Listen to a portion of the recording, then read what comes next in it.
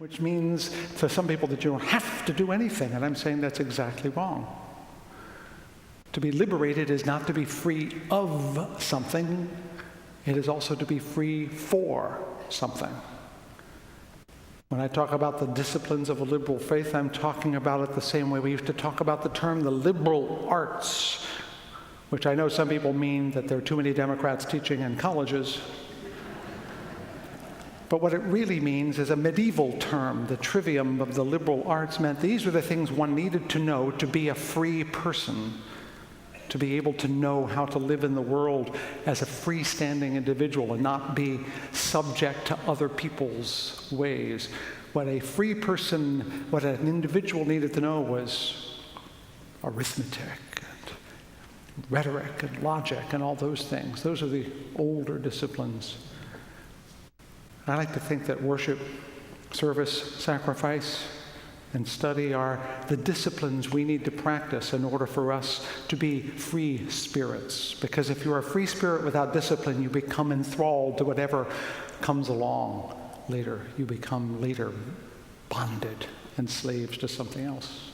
But there is a paradox. Yes, we must be disciplined in order to be free. It's a paradox. And as far as I can tell, paradox is always a useful place to go, because when it doesn't make sense, chances are something important is at stake.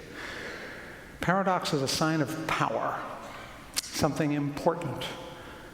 Because I want you to point yourself to the idea that something important is at stake, because that really is where religious experience starts.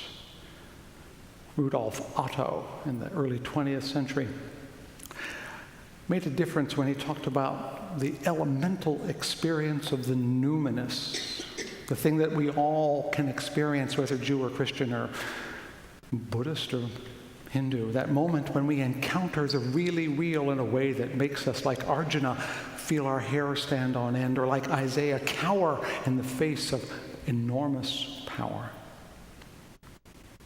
There are lots of examples. You may have had an experience of it yourself, but what I'm talking about is that meeting, that moment when you suddenly are aware that the universe is way bigger, more powerful, and less friendly than you'd like it to be.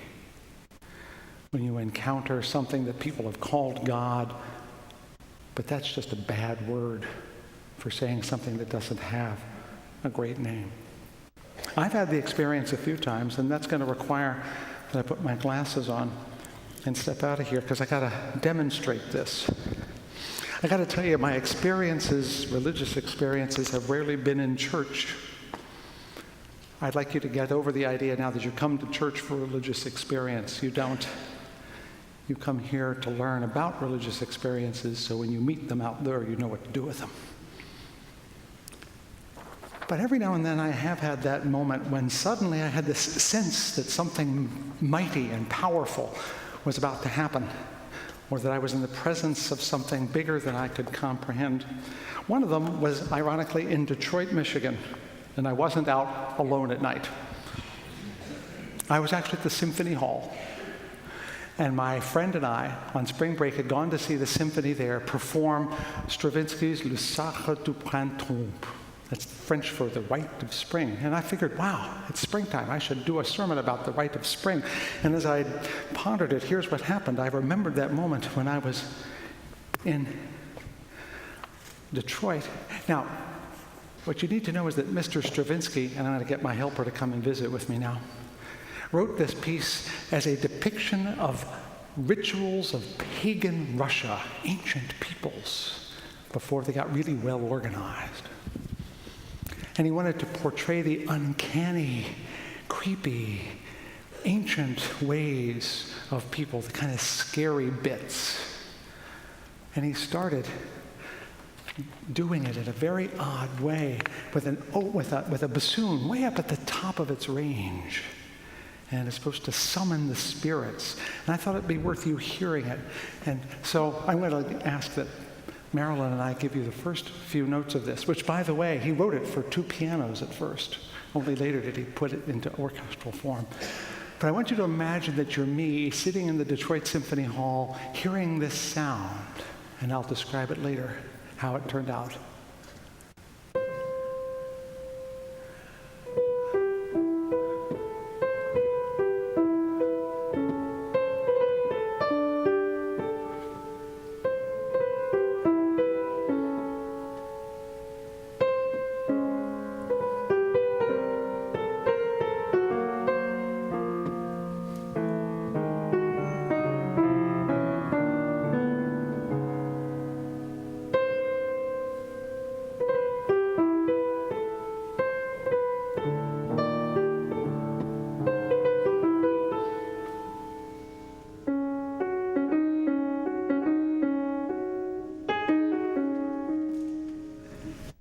this moment in the first performance, people started going, boo, yes, in Paris. They didn't understand it.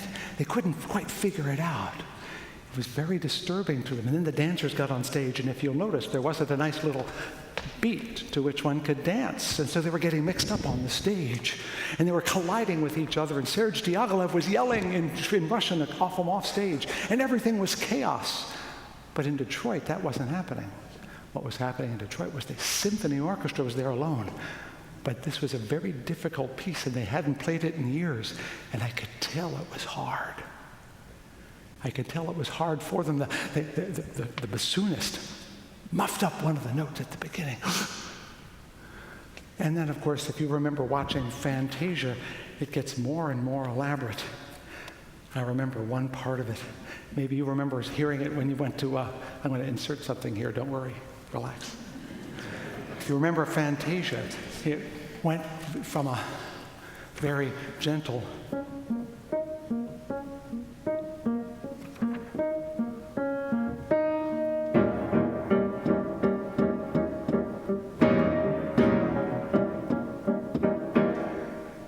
an uncanny sound. What do you make of it? Is it harmony? Is it dissonance? We don't know. But in Detroit, as they kept going and going, I could tell they were working very, very hard. And what was really interesting was that even though it was hard to understand the notes, you could sense some kind of power was taking over the orchestra. Not from outside, that it was being kindled, conjured almost magically as the orchestra tried so hard to make these notes work. Now, I'd love to be able to play it all the way through with Marilyn, but we don't have quite that much time. But I want you to hear a portion of it that's easier to play than the rest, which doesn't mean it's easy to play. And I want you to try to imagine you're in pagan Russia or out there on the steppe somewhere, and you know that it's springtime and you must make a sacrifice to the gods so that the ground will grow. And you get this sense of gloomy foreboding that if you don't do it, that the world will crack open and fall apart. You have to be in that place to hear this music right.